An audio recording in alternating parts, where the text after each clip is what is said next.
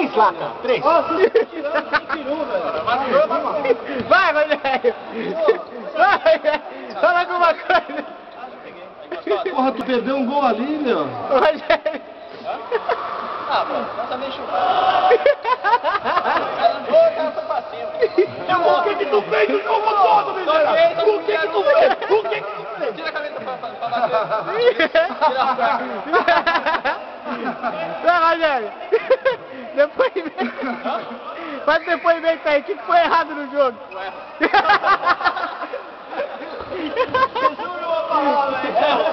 Ó, quem mais errou nesse jogo foi a bola, que entrou 2 vezes no nosso gol.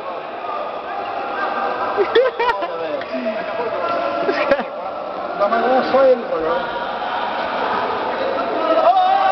Joga aí, mas acabou o tempo já, maluco. Vai, caralho, eu quero jogar, porra.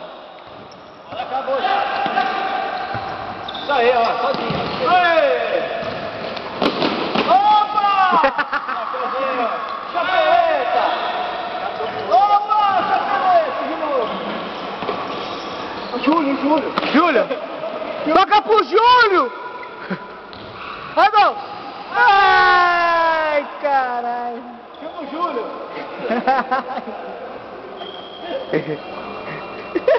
Cara. Agora.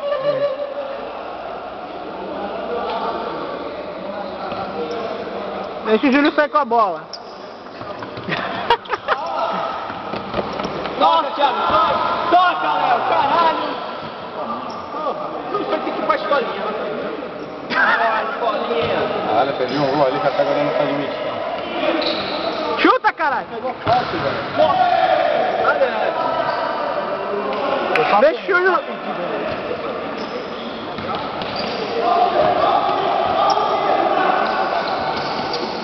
Vai, gol! Faz o gol! Chuta! Ai, caralho!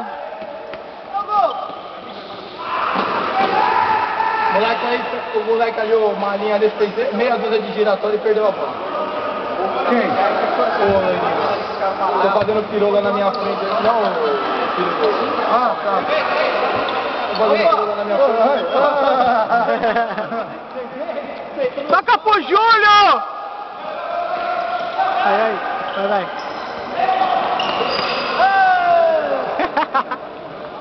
Chupa forte no gol!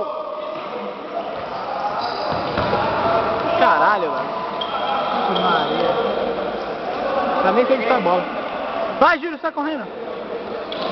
Caralho. Puta que pariu. Não, porra. Não, que de 40? Tá louco? Foda-se, cara. Não é não, porra. Vai!